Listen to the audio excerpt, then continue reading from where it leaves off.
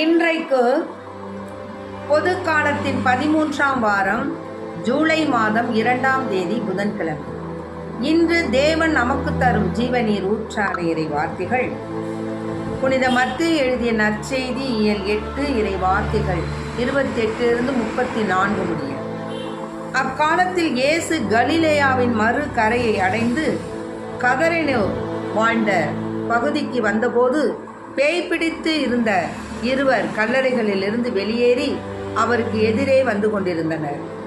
அவ்வழியே யாரும் போக முடியாத அளவுக்கு அவர்கள் மிகவும் கொடியவர்களாய் இருந்தார்கள்.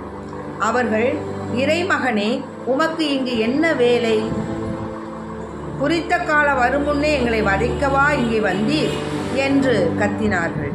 அவர்களிடமிருந்து சற்று தொலைவில் பன்றிகள் பெரும் கூட்டமாய் மேய்ந்து கொண்டிருந்தன. பேய்கள் அவரிடம், நீர் எங்களை ஓட்டுவதாயிருந்தால் அப்பன்றி கூட்டத்திற்குள் எங்களை அனுப்பும் என்று வேண்டினர். அவர் அவற்றிடம், போங்கள் என்றார். அவை வெளியேறி பன்றிகளுக்குள் புகுந்தன. உடனே அக்கூட்டம் முழுவதும் செங்குத்து பாறையிலிருந்து கடலில் பாய்ந்து நீரில் வீழ்ந்து மடிந்தது. பன்றிகளை மேய்த்து கொண்டிருந்தவர்கள் ஓடிப்போனார்கள். அவர்கள் நகருக்குள் சென்று பேய் பிடித்தவர்களை பற்றிய செய்தியையும் நடந்த அனைத்தையுமே அறிவித்தார்கள். உடனே நகரினர் அனைவரும் இயேசுவுக்கு எதிர்கொண்டு வந்து அவரை கண்டு தங்கள் பகுதியை விட்டு அகலுமாறு வேண்டிக் கொண்டனர். ஆண்டவரின் அருள்வாக்கு. கிறிஸ்துவே மக்கு புகழ். என் ஆன்ம உணவே வா, என் உள்ள உயிரே வா, நீ இன்றி போனால் நான் வீழ்ந்து போவேன், நான் வாழ என்னகம் வா. என் ஆன்ம உணவே வா, முன்னோர் உண்டனர் மன்னா மடிந்து போயின, உன்னை தகுதியாய் உண்டால் வாழ்வோம், சாவை வெல்லுவோம். முன்னோர் உண்டனர் மன்னா மடிந்து போயின, உன்னை தகுதியாய் உண்டால் வாழ்வோம், சாவை வெல்லுவோம். ஆவலாய் அழைத்தேன் வா இறைவா, இந்த ஏழைக்கு உன்னருள் தாயிறைவா. உன்னில் நான் என்னில் நீ வாழ்ந்திட வரம் தர என் ஆன்ம உணவே வா, என் உள்ள உயிரே வா, நீ இன்றி போனால் நான் வீழ்ந்து போவேன், நான் வாழ என்னகம் வா. என் ஆன்ம உணவே வா. இன்றைக்கு நம் தேவன் தரும் ஜீவநீர் ஊற்றான இறை வார்த்தைகளை கேட்க. அதாவது, ஏசப்பா சென்று கொண்டு இருக்கும் பொழுது பேய் பிடித்த இருவரை கல்லறைகள் இருந்து பார்க்குறாரு.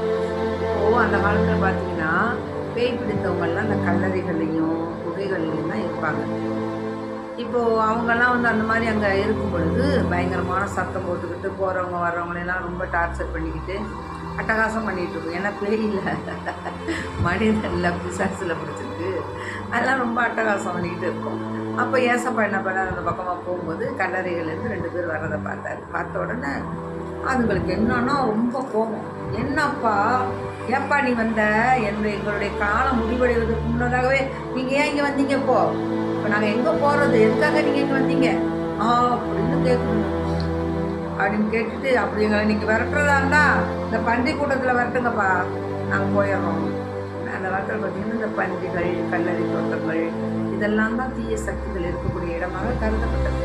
அதனால் அப்படி சொன்னோடனே அங்கே பன்றி கூட்டம் மேய்ந்து கொடுத்துருந்தா உடனே ஆண்டவர், போ அது மாதிரியே ஓடு அப்படின்ட்டு உடனே அதெல்லாம் எல்லாம் பாஞ்சு அந்த பன்றி கூட்டம்லாம் செங்குத்தா பாறையிலேருந்து மலையிலேருந்து எல்லாம் கடலுக்குள்ளார குதிச்சு அழிஞ்சு போச்சு. ஆக இப்படி தான் தீயவன் நம்மளையும் வந்து சோதிச்சு. நம்ம நல்ல நல்லா ஒர்க் அவுட் பண்ணி ஜெபம் பண்ணி அது பண்ணி இது பண்ணி ஆண்டவருக்குள்ளார பிரமாணிக்கமாக நம்ம போவோம் அப்படின்னு சொல்லி நம்ம எல்லாம் நல்லா செஞ்சுக்கிட்டு இருப்போம். ஆனால் வைப்பான் பக்தி எங்கே வைப்பான்னு தெரியுமா? நம்ம யார் மேலே ரொம்ப பிரியமாக இருக்குமோ அவங்களுக்கு ஒரு பெருதலை செய்வான்.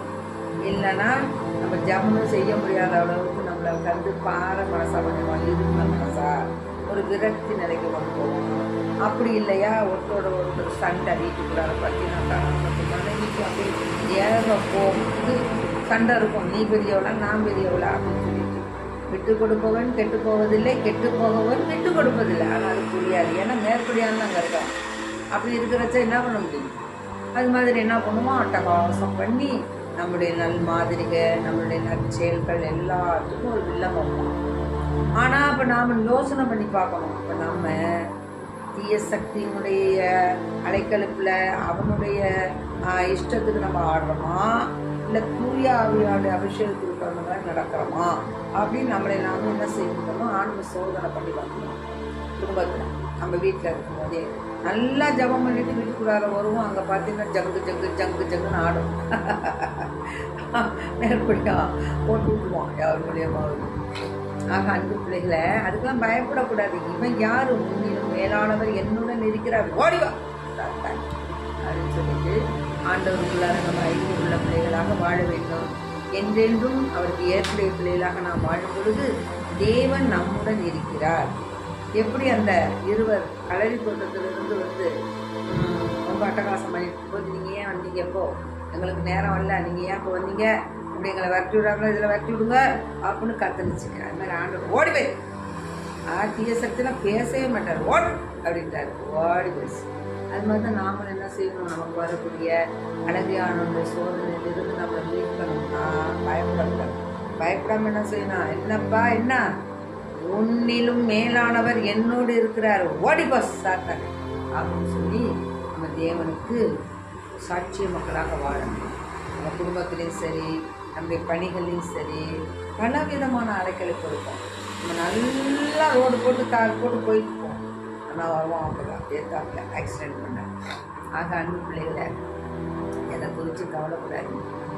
என்னிடம் தன்னுடைய கவலைகளை சொல்லி வேண்டிக்கணுமா அப்போ சொல்லுங்க, நான் அதை தான் சொல்லுவேன். அப்பா ஏசப்பா பிள்ளைப்பா, நம்மளுக்கு செய்யாமல் அவர் யாருப்பா செய்யக்கூடாது, நம்ம பிள்ளை அவருடைய பிள்ளைப்பா நம்ம.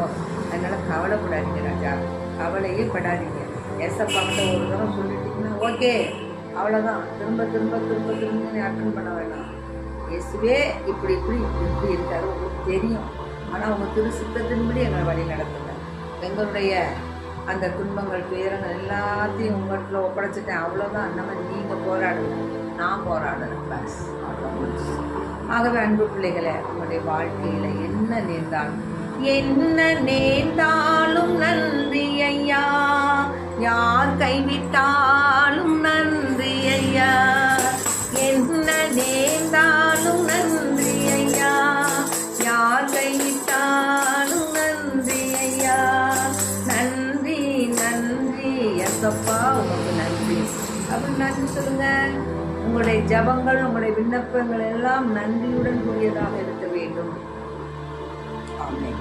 ஆகவே அன்பு பிள்ளைகளை, எதை குறிச்சும் கவலைப்படாதீங்க. எல்லாவற்றையும் ஆண்டவர் பாதம் சமர்ப்பித்து, ஆண்டவரே நீர் எங்களுக்கு போதும் ஐயா, உடைய வாக்கு ஒன்று எங்களுக்கு போதும் ஐயா. ஏனெனில் தன் படைப்புகளுள், அதாவது யாக்கோபு அதிலிருந்து நம்ம 1வது அதிகாரம் 18 வார்த்தை, தம் படைப்புகளுள் நாம் முதற்கனிகள் ஆகும்படி உண்மையை அறிவிக்கும் வார்த்தையால் நம்மை ஈன்றெடுக்க அவர் விரும்பினார். யாரு?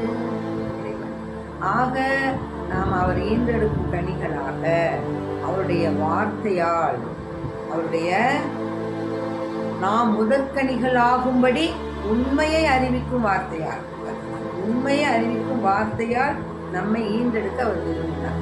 அதுபோல திருப்பாடல் 34 பார்த்தீங்கன்னா 6-7, இந்த ஏழை கூவி அழைத்தான், ஆண்டவர் அவனுக்கு செவி சாய்த்தார். ஆகவே திருப்பாடல் 34 கூறியுள்ளபடி இந்த ஏழை கூவி அழைத்தான், ஆண்டவர் அவனுக்கு செவி சாய்த்தார். ஆகவே நம்முடைய குரலுக்கு ஓடோடி வந்து நம்ம அழைக்கக்கூடிய தேவன் நம்மோடு இருக்கிறாங்க. பயப்படாதீங்க, கலங்காதீங்க, திகையாதீங்க. எல்லாத்தையும் அப்பாட்ட ஒப்படைச்சிட்டு சந்தோஷமாக இருங்க. உங்களுடைய வாழ்நாள் முழுதும் இனிமையும் மகிழ்ச்சியும் சமாதானமும் சந்தோஷமும் நிறைந்த உள்ளங்களாக இல்லங்களாக பிரகாசிக்கும். ஆமென். அல்லேலூயா.